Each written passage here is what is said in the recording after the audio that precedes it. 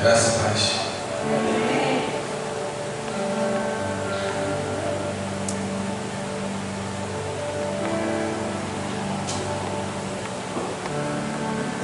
Vamos abrir Mateus.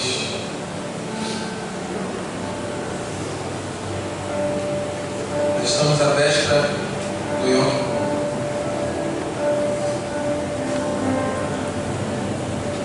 Eu queria falar sobre algo. Na verdade, Deus me ministrou.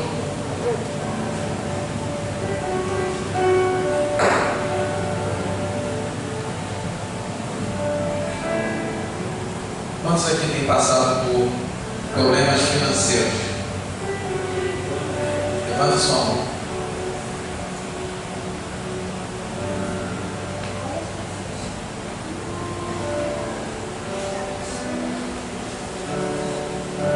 Eu queria que você fechasse seus olhos agora, por favor.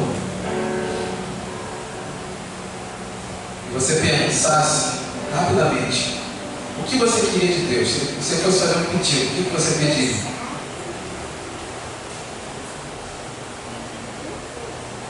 O que você pediria? Feche seus olhos, por favor. O que você pediria? O que você precisa de Deus? Emprego, carro, casa.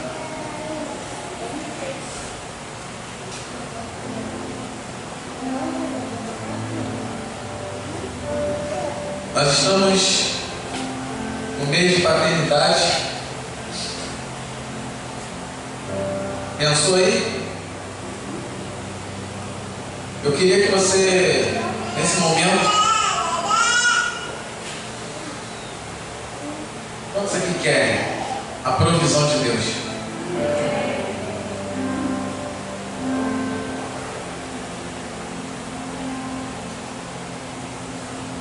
Eu não sei como vou te dar essa notícia, qual a forma como você orou até o dia de hoje, mas Deus me ministrou algo há 2 semanas atrás, quando o apóstolo estava pregando.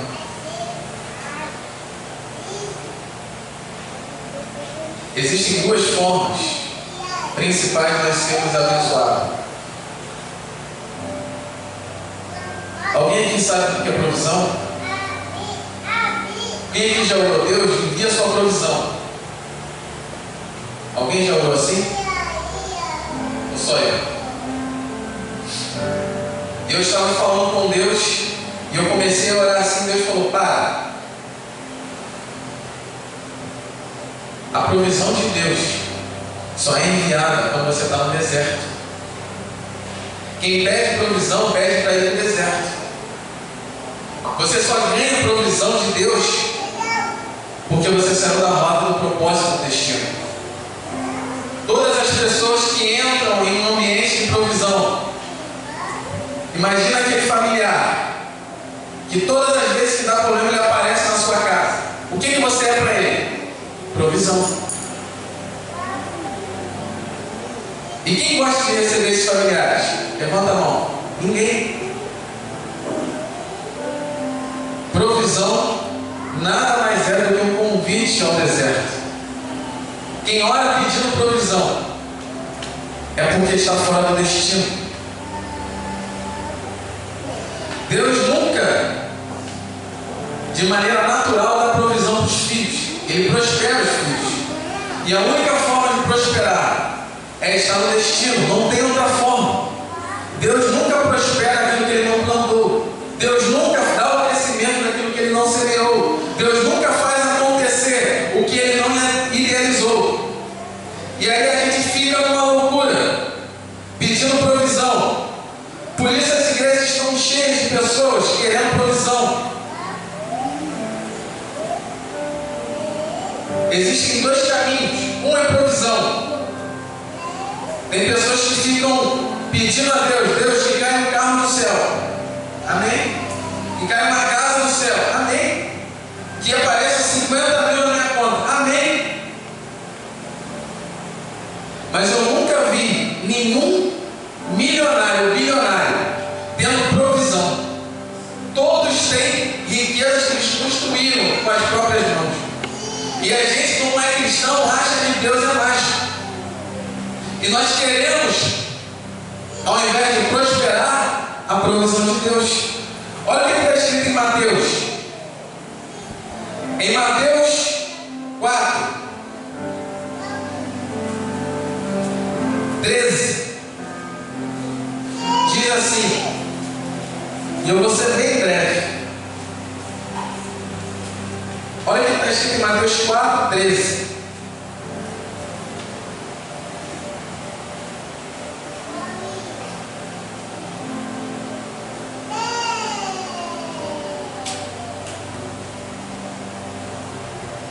Então Jesus veio da Galiléia ao Jordão para ser batizado por João, mas João se recusava, justificando: sou eu quem preciso ser batizado por ti, e vem tu a mim? Jesus, entretanto, declarou: deixe assim, por enquanto, pois assim convém que façamos, para cumprir toda a justiça. E João concordou. E sendo Jesus batizado, saiu logo da água, e eis que se abriram os céus, e viu o Espírito de Deus descendo como pomba e vindo sobre ele. Em seguida, uma voz dos céus disse: este é meu Filho amado, em quem eu muito me agrado. Jesus foi então conduzido pelo Espírito ao deserto, para ser tentado pelo diabo. Eu li isso daqui pelo menos umas 20 vezes na minha vida, ou mais. Se eu não li, umas 100. E eu nunca tinha tentado para algo. Aonde João Batista estava? No deserto. E ele batiza Jesus. E por que o diabo não tentou ele mesmo ali? Por que o Espírito leva Jesus para outro deserto? Se ele já estava no deserto. E é sobre isso que eu quero falar nessa noite. Jurisdição. Repita comigo. Jurisdição. Vocês sabem o que é jurisdição? Quantos aqui sabem o que é jurisdição?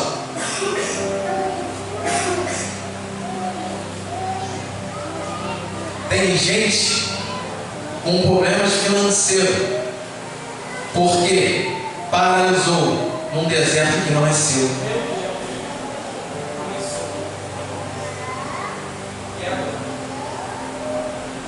Você sabia que até o seu deserto tem uma jurisdição correta? E aí a gente, como igreja, quer ficar padecendo, porque nós temos que ter uma história triste para contar. Porque o cristão verdadeiro que não tem uma história triste, que não sofreu, que não é eis isso, eis aquilo outro, eis. Nós temos que ter uma história de impacto. E agora Jesus sai do deserto de João. E acontece algo que o Espírito ministrou muito forte. Jesus era quem? Quem era Jesus? Era o próprio Deus. Jesus tinha andado 30 anos na terra. E nunca Deus abriu os céus e falou: esse é o meu filho amado em quem me comprazo. Quem abriu a porta dos céus para Jesus? João. Tem muita gente querendo abrir a porta dos céus sozinho, quando os céus só se abrem quando quem é o cabeça na terra, quem é primícia na terra. Até o batismo, João estava acima de Jesus. No batismo, João fica abaixo de Jesus. E aí nós, como uma igreja madura, temos que ter essa mentalidade. Se um homem não abrir as portas dos céus para você, não tem anjo, não tem Deus, não tem Jesus, não tem Cristo, porque a terra é governo humano.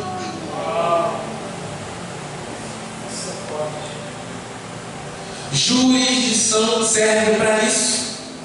Só abre as comportas para a sua vida, quem tem jurisdição sobre a sua vida, ponto final. E aí acontece algo em Israel. O homem chamado Davi, em determinado momento, ele convoca os seus e diz: vamos fazer um censo no povo, vamos contar Israel, em toda a terra, aonde estiver um judeu, vamos contar. E os seus liderados dizem: não faça isso. E Davi vai e faz. O grande problema, meu e seu, é que quando nós começamos a crescer em Deus, nós achamos que a jurisdição do Cristo é nossa.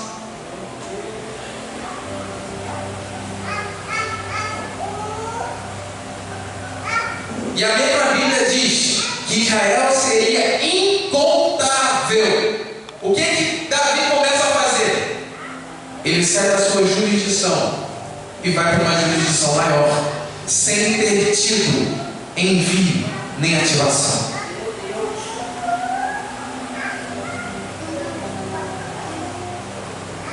O que acontece conosco? Por que nós sofremos? É porque estamos na jurisdição errada. Imagina o próprio Deus passar 30 anos confinado no corpo humano, sem poder se manifestar. Vocês já pararam para isso? Pensar nisso? Porque se a gente fica aí, deixa Deus te botar 30 anos, sentadinho aí, e você querendo fluir, e Deus não permitir, o que você faria?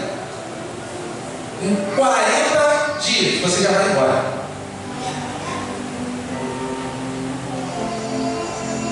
Sabe por que Jesus é Jesus? Porque ele entendeu.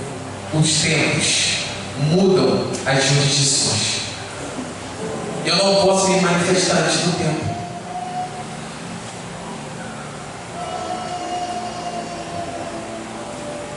A nossa jurisdição tem que ser entendida hoje, porque tem gente aqui que está sofrendo porque não entendeu a sua jurisdição. Eu falava isso hoje na live. Eu tenho aula em muitos lugares, mas chega um tempo, quando você entende a sua jurisdição, você vai para o local correto. Você não precisa fazer esforço, as coisas acontecem. E aí muitos vão dizer: então quer dizer que nós temos que sair do voz profética. O outro vai dizer: nós temos que ficar.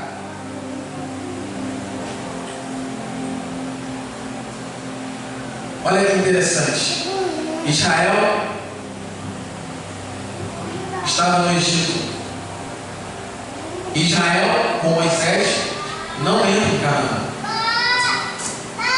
Sabe por quê? Ao invés de entrar em Canaã, 10 espias olham para os gigantes da terra. E sabe o que mais me espanta?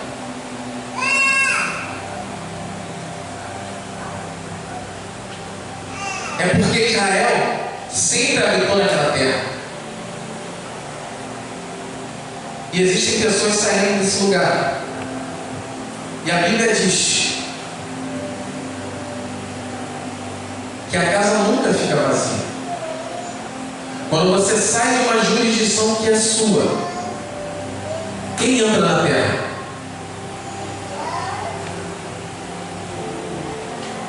Vocês já pararam para pensar nisso? Quando você sai da sua jurisdição, foi isso que aconteceu. José vai para o Egito, leva toda a sua família. Só que Deus nunca disse para eles: fica no Egito.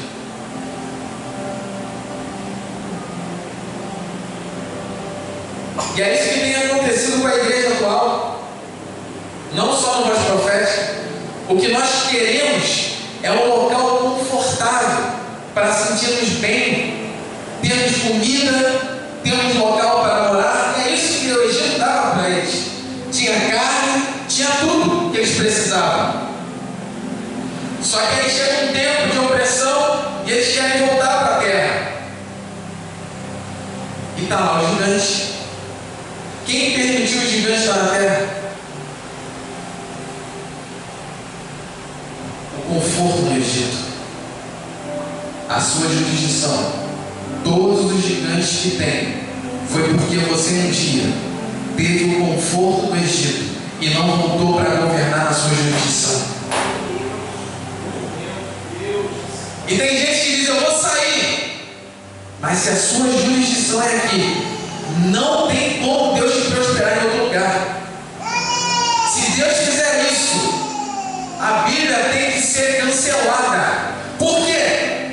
Porque Deus poderia matar todos os egípcios e fazer Israel uma grande nação no Egito. Mas por que Ele leva de volta para Canaã? Porque era lá a jurisdição. E a gente fica pensando, brincando de Deus. Olha só, Deus brincou. Não, Ele planejou. Ele estabeleceu. Porque só em Canaã, Israel poderia ser Israel. Você, eu, fora da minha jurisdição, somos Zé Ninguém. Pode orar, pode jejuar, pode ofertar, pode entregar o que você quiser. Fora da sua jurisdição, você está fora do seu ambiente. E quem está fora do ambiente, morre.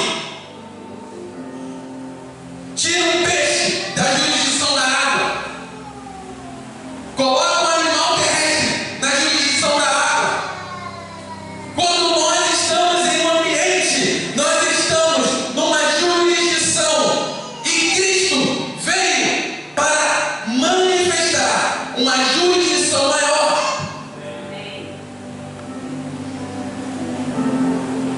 E o que significa em Yom Kippur?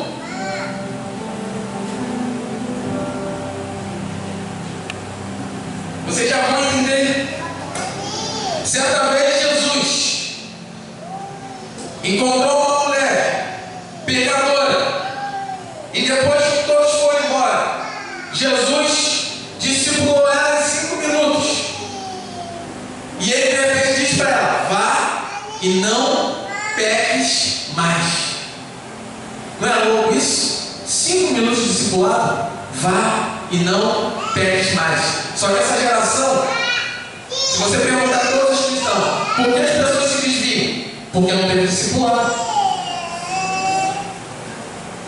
Se o discipulado fosse suficiente para nos guiar, Judas não traía, Pedro não negava.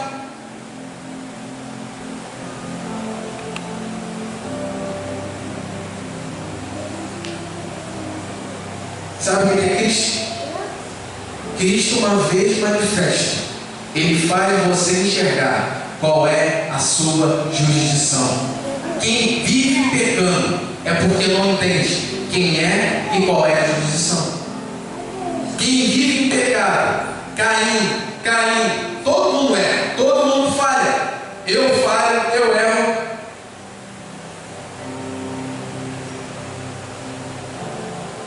Todas as nossas lutas é porque nós não entendemos a jurisdição. Se eu prospero numa jurisdição, o que significa? Quando eu estou fora dela, eu não prospero. Na minha jurisdição, o diabo é infértil. Eu vou repetir mais uma vez. Na minha jurisdição, o diabo é infértil. Fora da jurisdição, você é infértil e o diabo é fértil. E qual é a diferença? O diabo, ele se alimenta te matando.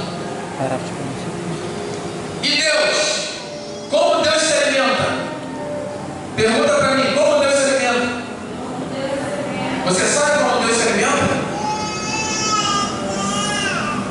Como Deus se alimenta? Porque Deus se alimenta.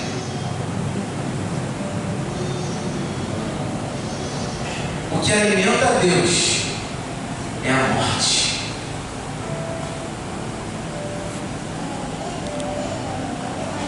Por isso, Paulo vai dizer: onde está, ó inferno, o teu aguilhão? Onde está, ó morte, a sua vitória?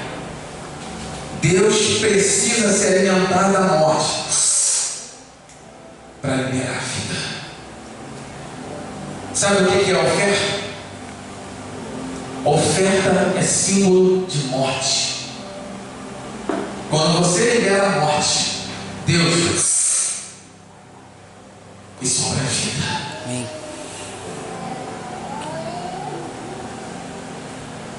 E por que Yom Kippur?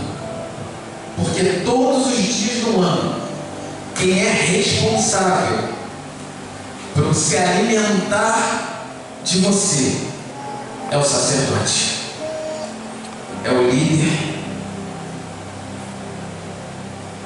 Em todo o ano, quando você entrega uma oferta para o líder tem um papel. Por isso que eu sempre falei para o apóstolo, você tem que se deliciar da oferta, porque se a oferta não gera prazer no líder, eu quero que vocês entendam isso. Mas ao invés de gerar prazer, gera sofrimento. O que o líder libera no reino do Espírito? Angústia, dor, sofrimento. Mas o que acontece em Yom Kippur? Que é diferente de todos os dias. A Bíblia vai nos dizer que eles faziam 3 sacrifícios principais. O primeiro sacrifício era um novilho, que era morto pelo sumo sacerdote da sua casa. E eles faziam a aspersão do sangue em todo o tabernáculo e também no Santo dos Santos, em todo lugar. E da mesma maneira que ele fazia, ele pegava um bode e fazia a aspersão pelo povo nos mesmos lugares. Ou seja, quando eu tenho sacerdócio, é um tipo de oferta. No povo era outro tipo de oferta. E um bode era lançado no deserto. O bode era lançado aonde?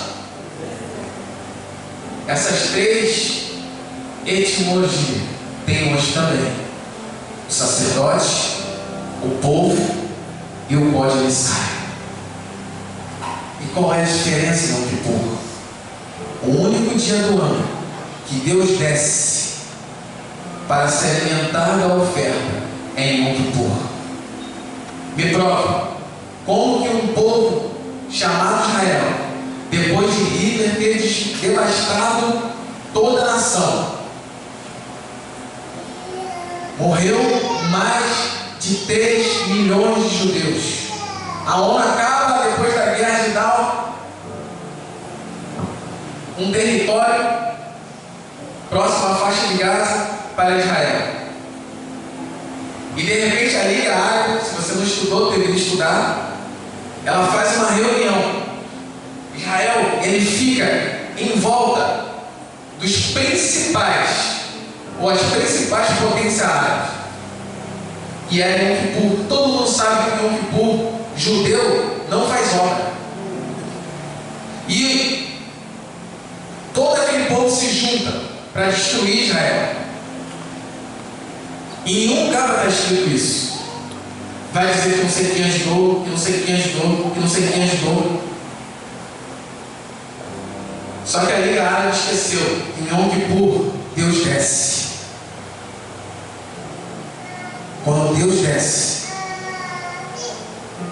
imagina Deus descendo. Se o Yom Kippur já tivesse passado, Israel não era para existir mais.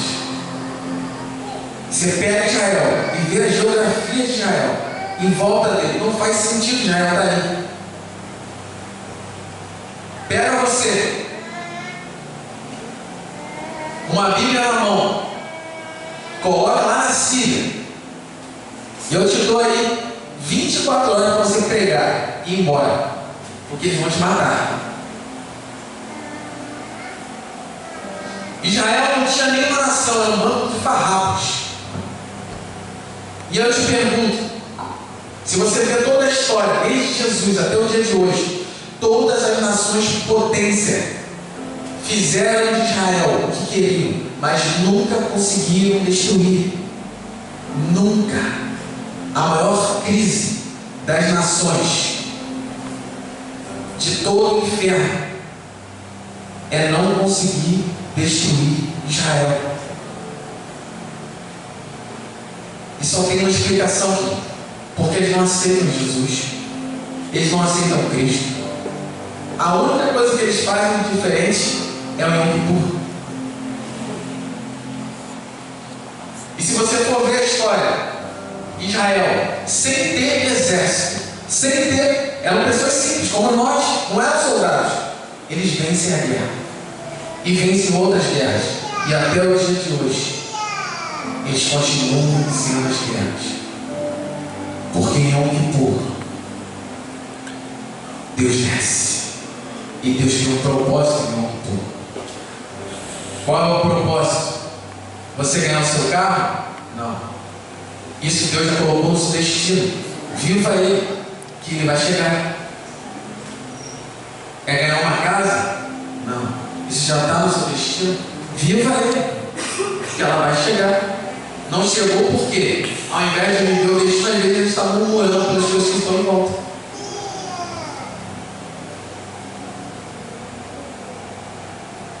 Crente que vive pedindo provisão é porque está fora do destino. É muito simples. É por isso que eu tenho até medo de alguns familiares que me ligam. Eu não atendo mais.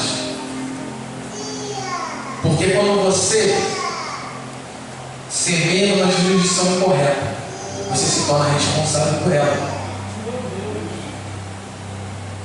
Certa vez o profeta Eliseu, ele diz para a mulher sinamita que você vai ter um filho.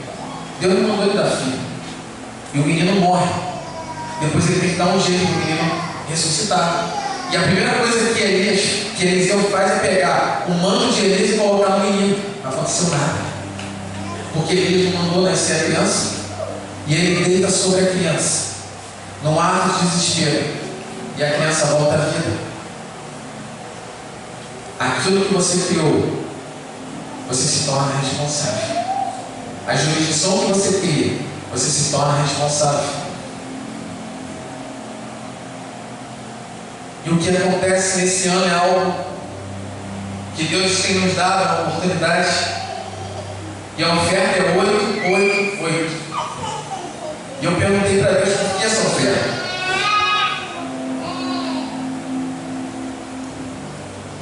Essa oferta não é uma oferta por acaso. E o 8 também não é por acaso. Vocês sabem o que significa 888 no Brasil?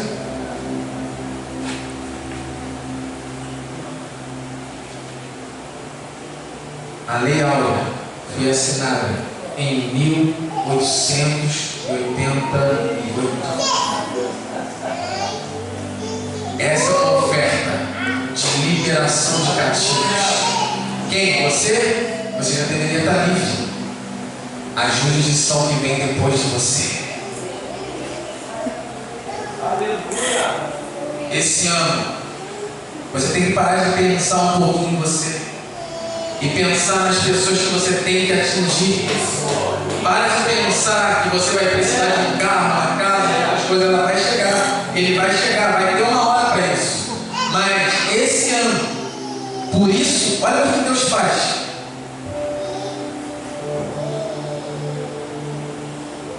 Quando Deus ia tomar Elias, o que ele manda Elias fazer?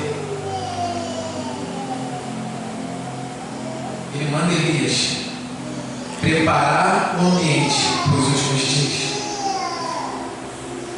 Ele fala: você vai ungir Eliseu, Jeú e o rei da Síria.